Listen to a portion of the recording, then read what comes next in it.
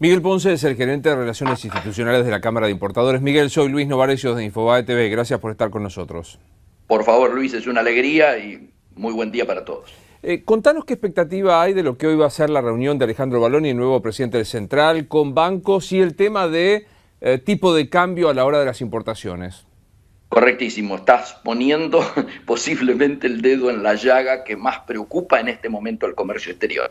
Vos sabés que el cambio de Vanoli por Fábrega en otro momento hubiera sido un tema simplemente de cambio de administración en términos de lo que tiene que ver con comercio exterior y particularmente con los importadores. ¿Por qué? Porque de alguna manera, desde que está vigente esto que se denomina el comercio exterior administrado, hay una única herramienta que ha quedado vigente luego de la derogación de las licencias no automáticas, que son las famosas, a esta altura, DEJAI, declaraciones juradas anticipadas de importación. Hasta hace 3 semanas atrás, aproximadamente, la aprobación de una DEJAI era condición necesaria y suficiente para que la operación se realizara. Por lo tanto, la última palabra la tenía la Secretaría de Comercio, ¿no es cierto?, de Costa y Español. Esto ha ido variando, ha entrado un nuevo jugador, que es el Banco Central precisamente, y la primera modificación que efectuó fue que el tope por el cual hay que pedir autorización fue reducido exactamente a la mitad. Anteriormente, declaraciones juradas anticipadas de importación de hasta $300.000 prácticamente no requerían autorizaciones. Más de 300 había que hacer la consulta al Banco Central, que tenía que liberar la divisa, ¿no es cierto?, para poder a través de tu banco comercial realizar la operación. Ahora esta cifra, en lugar de 300.000, ha bajado a 150.000. La segunda situación es la que precisamente se dio, por lo tanto, donde se ha generado que la última palabra entonces la tenga el Banco Central. Por lo tanto, para nosotros ahora, este nuevo jugador es, diríamos, no nos es neutro este cambio. Y obviamente vamos a pedir una reunión, ¿no es cierto?, con esta autoridad de aplicación, ¿no es cierto?, a fin de cuentas,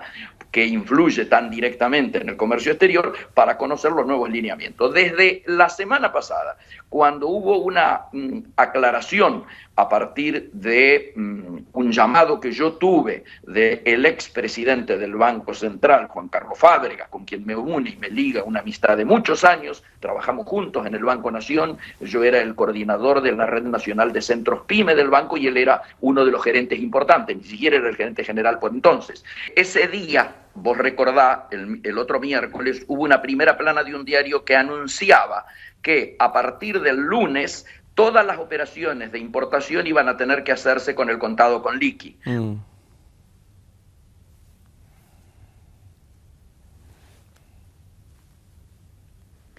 Una situación en el mercado que fue muy dificultosa de manejar, por lo cual Fábrega me llama a las 11 de la mañana para pedirme que saliera a explicitar, en función de nuestro vínculo, que saliera a explicitar que solamente las operaciones de comercio exterior se podían hacer a través del MULC. El MULC es el mercado, como vos bien sabés, Luis, sí, el mercado único libre de cambio, o sea, utilizar el dólar oficial.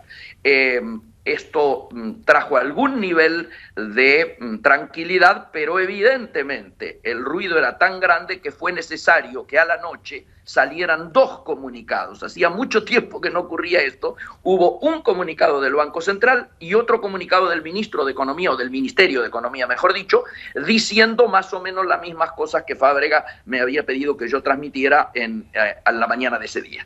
Por lo tanto, nosotros entendemos, obviamente, de que los dólares en ese mercado van a estar disponibles. Si no, esta situación va a generar, ¿no es cierto?, mucha inquietud, que viene a agravar una situación en el ambiente del comercio exterior que se va poniendo cada vez más al rojo. Vos fijate la resolución que han tomado 2 de las grandes navieras, Hamburg Süd y Maersk, en los últimos 2 días de la semana anterior, donde le avisan a los importadores y a los exportadores que a partir del 15 de octubre todas las operaciones que antes se pagaban en plaza local y en pesos van a tener que hacerse en dólares y a través de una cuenta en dólares, obviamente, abierta en el exterior. Esto implica, en términos de importaciones, implica inflación, implica traslado a costos, implica una situación que en términos de lo que es el aprovisionamiento para la industria y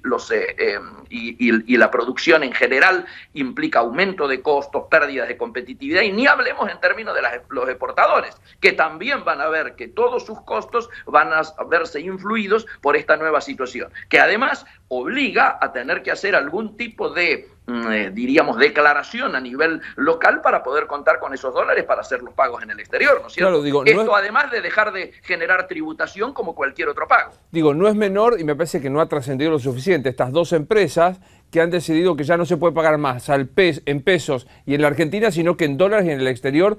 Importaciones que afectan, ¿qué rubros esencialmente estas dos importadoras?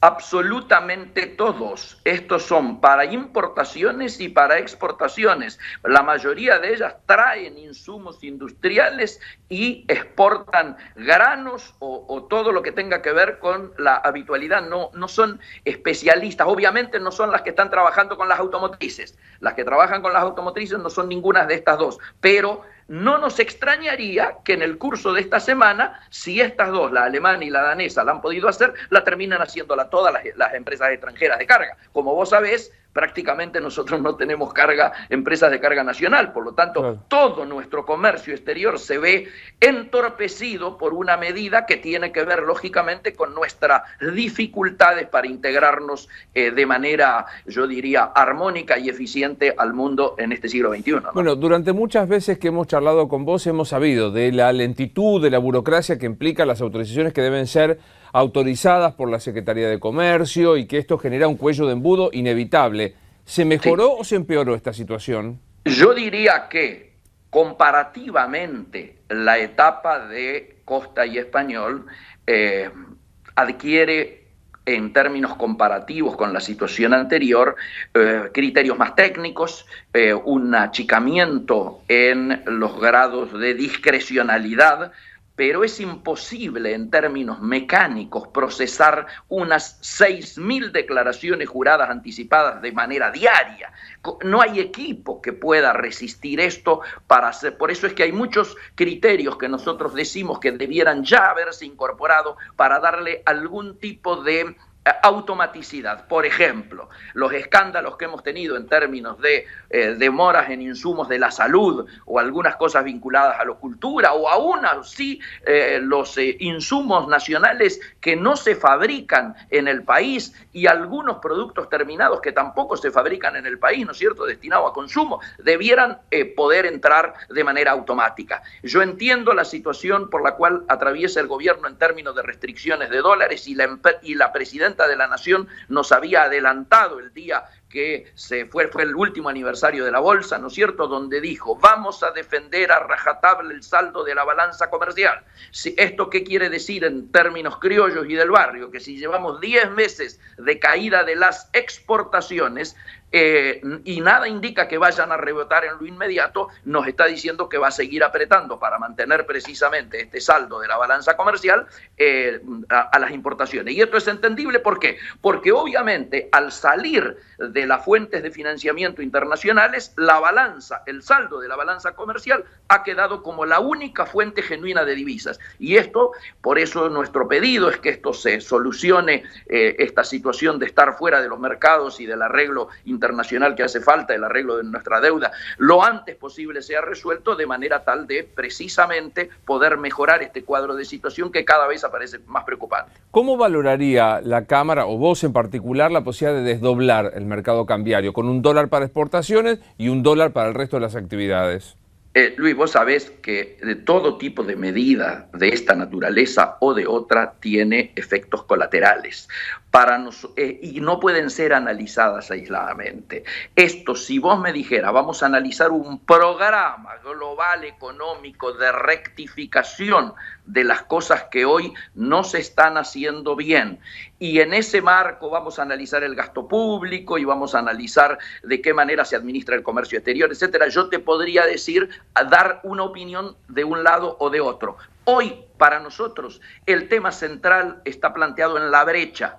mientras existan brechas del 80% como las que estamos viviendo en estos momentos, es imposible elaborar cualquier política de reposición, con vos lo hemos charlado más de una vez. Pero además, las expectativas devaluatorias y el impacto sobre la inflación es absolutamente imposible de desligar, ¿no es cierto? Imposible de que alguien no esté pensando que esto va a ocurrir. Por eso es que esto da la explicación de que alguna gente, el contado con liqui, que en el momento en que se entró a hablar estábamos en 14.60 con un dólar a 8.50, no pareciera que hubiese asustado tanto a quienes tenían que hacer uso de él, porque evidentemente había una expectativa de sensación devaluatoria que decía, si yo hoy estoqueo lo que estoy necesitando o puedo cumplimentar las exportaciones que tengo ya comprometidas, pagando aunque sea más, evidentemente es porque pienso que en algún momento ese valor no va a ser tan descolgado, diríamos, en el barrio, ¿no es cierto? Por eso es tan importante que volvamos a niveles de brecha. Obviamente el ideal sería que no exista brecha o que fuera de un dígito, pero por lo menos el mercado ya se había acostumbrado a brechas del 30 o del 35. A partir de fin de julio la brecha se duplicó y ahora ya está más que duplicada. Estamos en un 80% de brecha y esto tiene que ser solucionado de manera inmediata. No puede resistir mucho tiempo esta situación así. Gracias por atendernos, Miguel, como siempre, ¿eh? Luis, un gran abrazo y como siempre a disposición de ustedes. Igualmente. Miguel Ponce, el gerente de Relaciones Institucionales de la Cámara de Importadores. Gracias, viejo, y disculpa los problemas técnicos. De ninguna manera. Esto pasa, digamos, es así, se terminó la cuestión técnica, pero por suerte pudimos retomar la comunicación. Varias cosas para decir.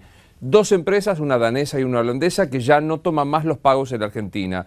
La otra, es importante, dijo, la medida de ver cómo se afronta esta brecha que existe entre el dólar oficial y el dólar libre o contado con liqui. Y lo tercero, una medida aislada, dice Miguel Ponce, no sirve si no es dentro de un plan económico integral. Así seguimos.